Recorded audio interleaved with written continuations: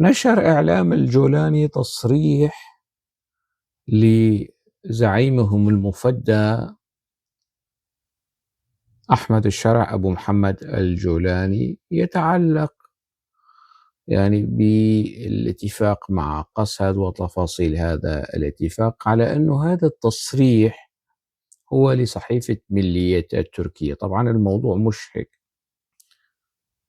الهمج والغوغاء والدهماء من الحشد الجولاني سد الموضوع.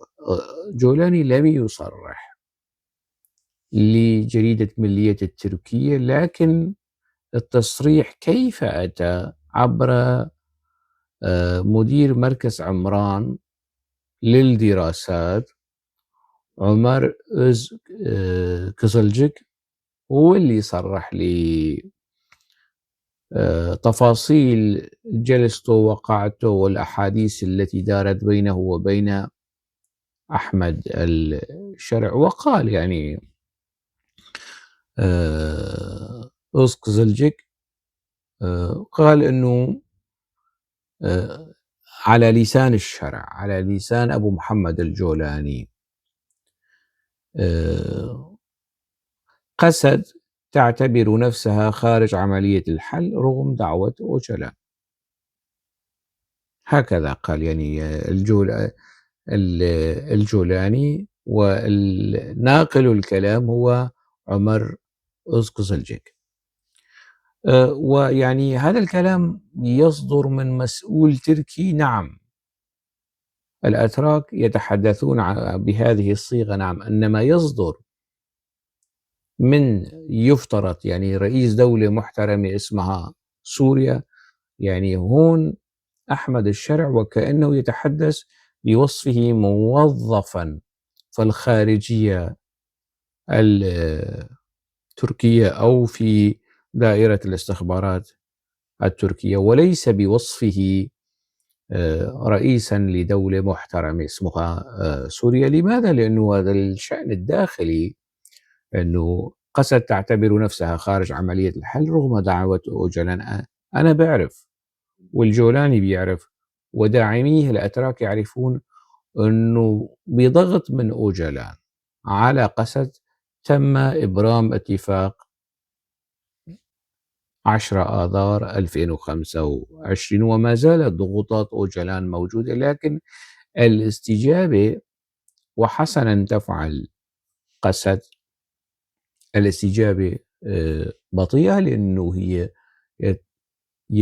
اتفاق 10 آذار في تقديري وظني ويقيني، مش بس التقدير والظن، واتفاق استسلام ومكتوب بحبر تركي وإملاءات تركية. لذلك تركيا وأزلامها وخزمتشيتها في سوريا يبعبعون ويجعجعون بالإسراع ويضغطون بالإسراع لتنفيذ هذا الاتفاق المهين، والذي لا يراعي أي اعتبار للحقوق الكردية لسوريا الحقيقية التي نحبها ونسعى إليها، سوريا الديمقراطية اللامركزية التي تكون شراكة لكل السوريين. الوضع الراهن ماذا يقول أيضا؟ الوضع الراهن في شمال شرق سوريا يشكل تهديدا للأمن القومي لكل من تركيا والعراق.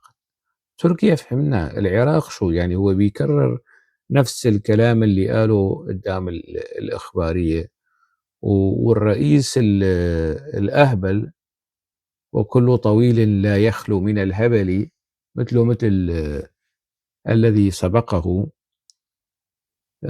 شو تهديد للعراق؟ ماذا يشكل تهديدا للعراق؟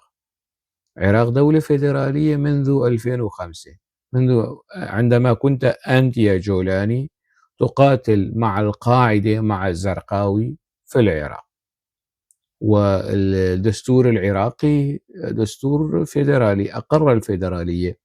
ما هي حجم المخاطر الوضع الموجود في شمال شرق سوريا؟ بشو رح يهدد العراق؟ ما هذا الوضع موجود من 12-13 سنة شو صار بالعراق؟ أو شو صار بتركيا؟ هل سنوات يعني سنوات وجود قسد في الشمال السوري لماذا أثر على الأمن الداخلي في تركيا؟ هل أكذوبة؟ هل خرافة؟ هذا الدجل الذي يتكرر على ألسنة مسؤولي نظام الجولاني وإعلام نظام الجولاني هو دجل وكذب وخرافة وأكل هوى. يعني الزمن، معطيات الزمن خلال هذا العقد تؤكد وتعري زيف هذه الأكذوبة. شو كمان؟ تم إقناع تركيا بعدم شن عملية ضد قسد وإتاحة الفرصة للمفاوضات بعد إسقاط الأسد، والكلام منقول عن الجولاني. الجولاني بده يقنع تركيا. الجولاني مين لحتى يقنع تركيا؟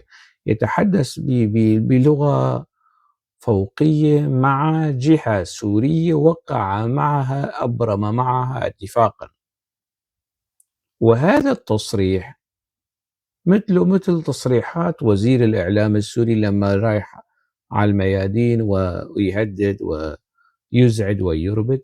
هذا التصريح أيضا أنا أعتبره انتهاكا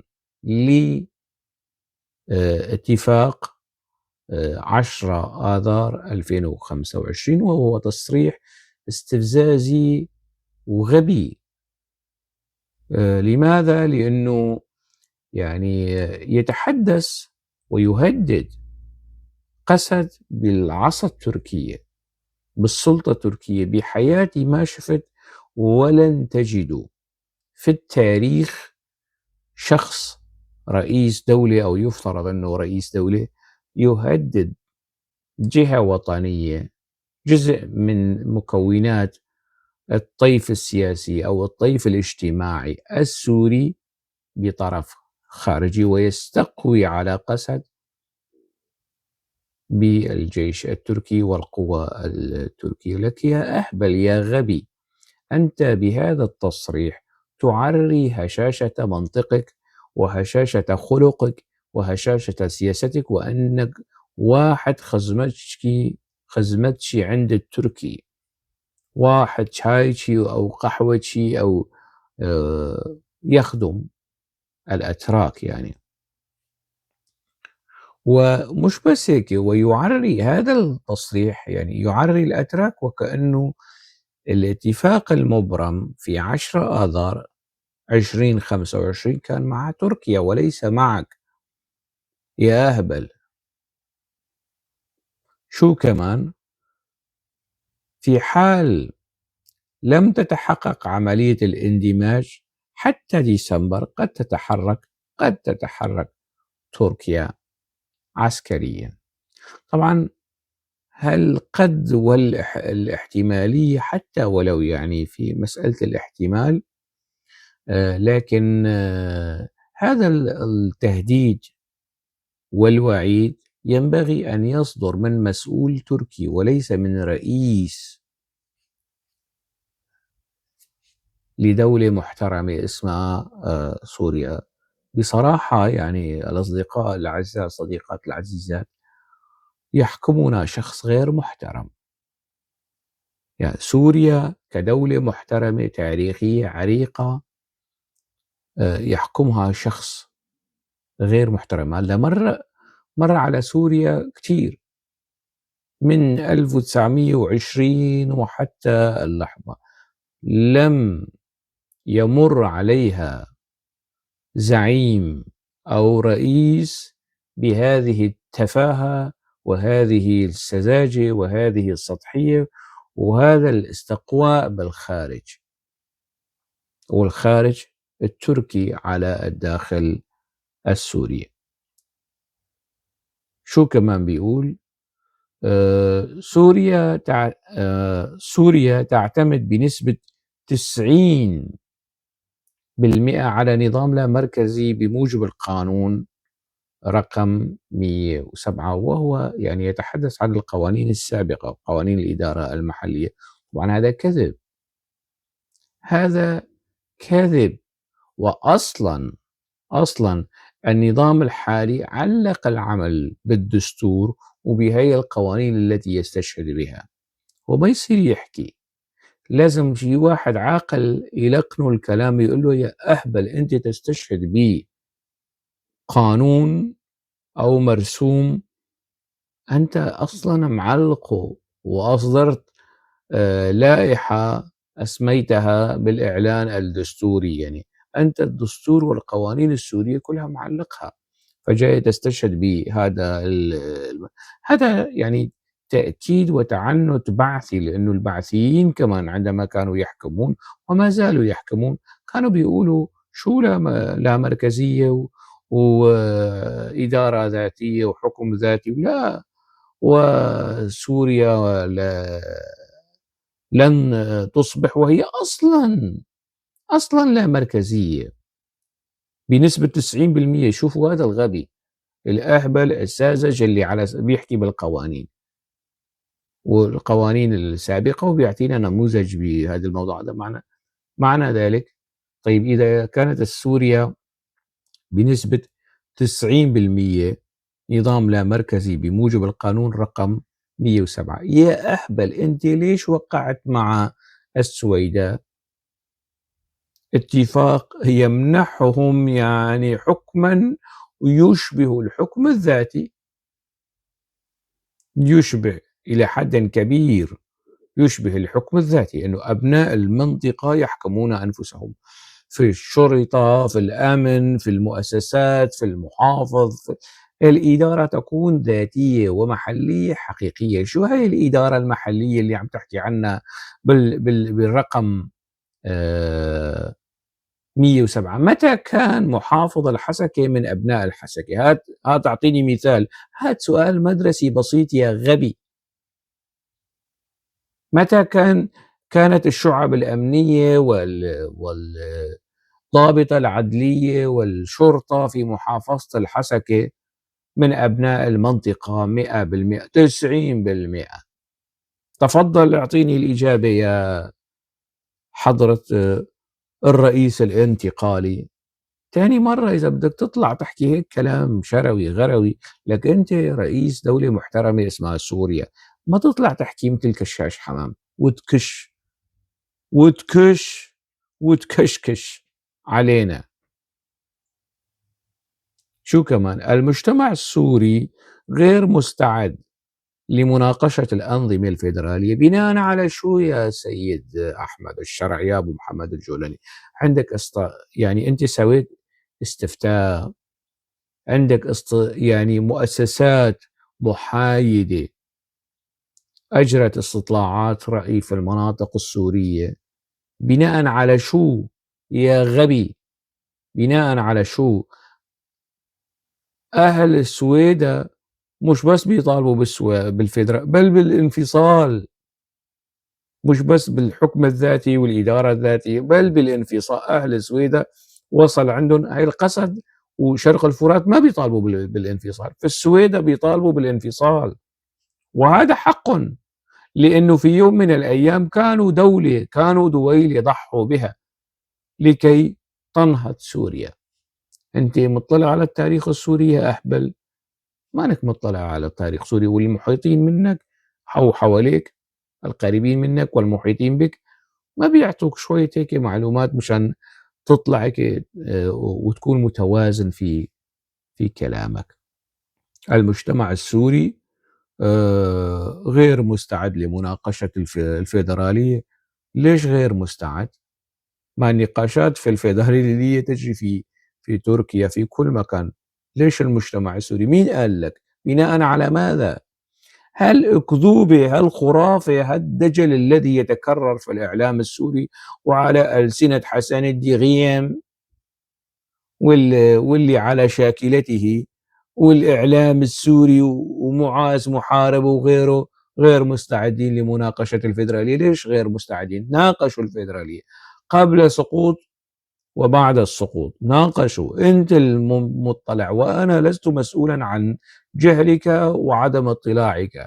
وسيناقشون الفيدرالية في الداخل السوري مع الأطراف الدولية الفاعلة والمؤثرة في الشأن السوري. أنت بناء على ماذا آه، تتفوه بهذه الترهات؟ شو كمان؟ جميع هذه المطالب في الحقيقة تعد تمويها لأشكال مختلفة من الانفصال. طبعا هذا كلام كذب صراح ودجل ونفاق وتضليل. وتضليل يا أهبل، جيب لي نموذج من دولة محترمة فيدرالية.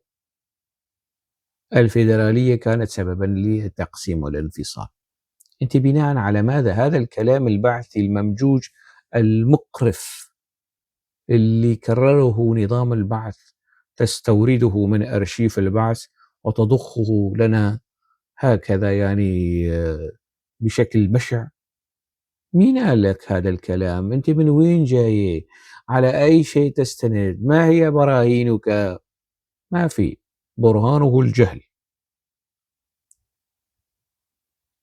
نحن قريبون جدا من التوصل إلى اتفاق مع إسرائيل. يا سلام، هون حدنا الجمال، قريب جدا بالاتفاق مع إسرائيل بوساطة تركيا. طبعا النظام التركي في 2008 2007 أعتقد، عندما كان إيهود أولمرت رئيسا للوزراء في إسرائيل، سعى نظام أردوغان للمفاوضات أو للتوصل لاتفاق سلام ما بين نظام بشار الأسد والإسرائيليين، ووصلت المفاوضات إلى منطقة متقدمة جدا، لكن الأحداث يعني أطاحت به تلك المفاوضات. الآن وصلوا إلى منطقة متقدمة وبوساطة تركيا، والوسيط الأمريكي وين؟ ما عم تحكي عن الوسيط الأمريكي. أنت مستعد تطوبز للتركي يا أحمد الشرع، يا أبو محمد الجولاني؟ أنت مهيئ نفسيا وجسديا وسياسيا وإعلاميا وماليا للطوبزة أمام التركي وأمام الأمريكي وأمام الإسرائيلي وأمام الروسي، وقريبا بعونه تعالى أمام الإيراني. يعني أنت فاتح شركة للطوبزة، شركة متعددة الجنسيات للطوبزة اسمها نظام أحمد الشرع.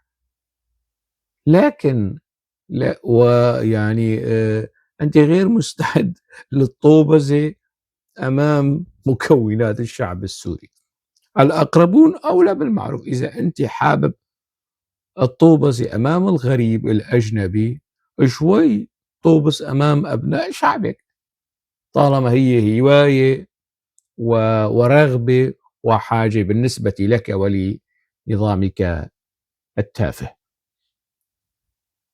من الممكن توقيع الاتفاق في الأيام القادمة، والاتفاق سيكون مشابها لاتفاق 1974. طبعا الإسرائيليين لن يرضوا بنفس الاتفاق السابق. شو اتفاق مشابه؟ شو اتفاق يتجاوز حجم التنازلات والإذلال والمهانة التي أبداها حافظ الأسد للإسرائيلي لكي يستتب له الحكم والنظام. الآن نظام أحمد الشرع، ائتلاف السلفية والأخوان،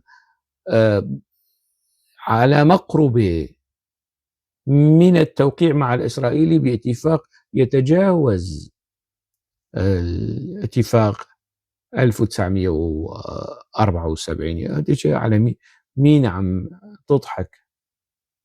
شو كمان؟ هذا الاتفاق لا يعني بأي شكل من الأشكال تطبيع العلاقات أو انضمام سوريا إلى اتفاقيات أبراهام. طبعا أنا رح حاول صدقك، بس شوف واحد تاني أهبل مثلك يصدق هذا الكلام يعني. سوريا تعرف كيف تحارب، لكنها لم تعد تريد الحروب. نعم. سوريا تعرف، شفناك و 12 13 سنة متحصن في إمارة تحكي عن الحروب وتحكي باسم سوريا، والحروب التي شاركت فيها سوريا، شو حرب أكتوبر 73، حجم الانتصارات اللي حققها النظام السوري وقت ذاك في هي. إذا أنت بتستشهد بحرب أكتوبر، فحجم الانتصارات التي حققها النظام السوري، نظامك أنت، نظامك السابق، يعني هي نقطة في بحر الانتصارات التي حققتها مصر. أنت جاي تحكي عن الانتصارات، لا توجد لدى سوريا خيارات أخرى سوى التوصل إلى اتفاق أمني مع إسرائيل. شفت؟ هذا اعتراف صريح، ما عندك خيارات ثانية، بدك توقع، بالكندرة، مثل ما بيقولوا الأخوة الفلسطينية، بالكندرة بدك توقع على هذا الاتفاق مع الإسرائيلي، مع الكيان الأزرق، وتجي تتهم الناس بالعلاقة مع إسرائيل، تتهم قسد، تتهم الكرد، يا عديم الضمير والوجدان. شو كمان؟ التزام إسرائيل بهذا الاتفاق يشكل مسألة مختلفة. نفس أحداث سوريا كانت أحداث السويداء كانت فخا معدا خصيصا لإفشال اتفاق سابق حول آلية أمنية مع إسرائيل.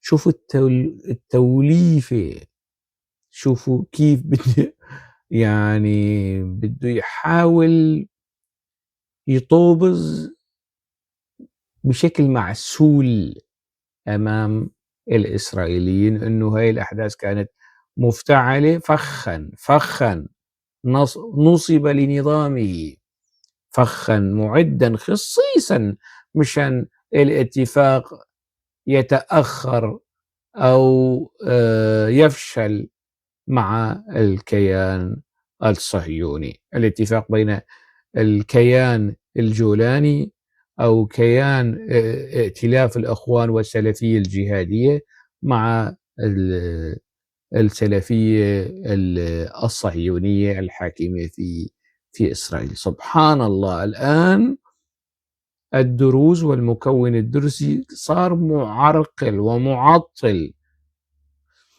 وما جرى في السويداء كان فخا معدا خصيصا مشان أحمد الشرع لا يوقع ولا يستمر في الطوبة للإسرائيلي. شو كمان بيحكي عن اتفاق قسد، وأنه أجنحة في قسد، وحزب العمال الكردستاني هو الذي يقر بفشل، وأنا طبقا لتصريح يقر بفشل اتفاق 10 آذار. في تقديري اتفاق 10 آذار ولد ميتا، لأنه أتى بضغط تركي وبضغط أيضا أوجلان. يعني هي قصة ما بيفهموها الحشد الأوجلاني، يعني يبرئون وينزهون زعيمهم المفدى في اللي بيشتغل هو كمان خزمتشي عند الأتراك. إنه الضغط على قسد أتى أكثر من مستوى، الأتراك وأوجلان والأمريكيين ونظام الشرع، كل هالضغوطات كانت على قسد لكي توقع هذا الاتفاق. وهذا الاتفاق ولد ميتا وينبغي إصلاحه أو إعادة النظر الجذرية فيه، مش بس تفاصيل بسيطة. هذا رأيي، هي قناعتي، هي وجهة نظري حيال هذا الاتفاق.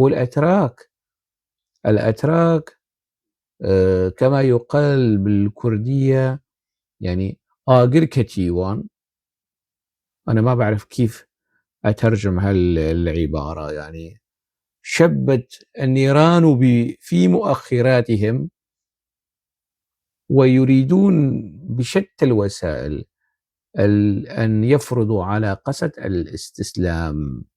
لكن هذا الاتفاق الذي أفشله بالدرجة الأولى هو نظامك، الإعلان الدستوري الانفرادي، تشكيل الحكومة الانفرادية، والانتخابات انتخابات تشكيل برلمان مزور مشوه أيضا بشكل انفرادي. كل هذه القرارات الانفرادية عدا عن التصريحات الاستفزازية لك ولمسؤوليك وخطاب الكراهية لإعلامك ضد قسد، ضد مناطق شرق الفرات، كل هذه التفاصيل المجتمعات هي التي أفشلت اتفاق 10 آذار، وأنت ونظامك يتحمل هذه المسؤولية. شوي من الحصافة والتأني والموضوعية والالتزام. احترم المقام الذي أنت فيه، احترم المقام الذي أنت فيه، ولا تظهر نفسك وكأنك موظف من الدرجة العاشرة في وزارة الدفاع أو في الاستخبارات التركية يا أبو محمد الجولاني. أكتفي بهذا القدر. دمتم بألف خير.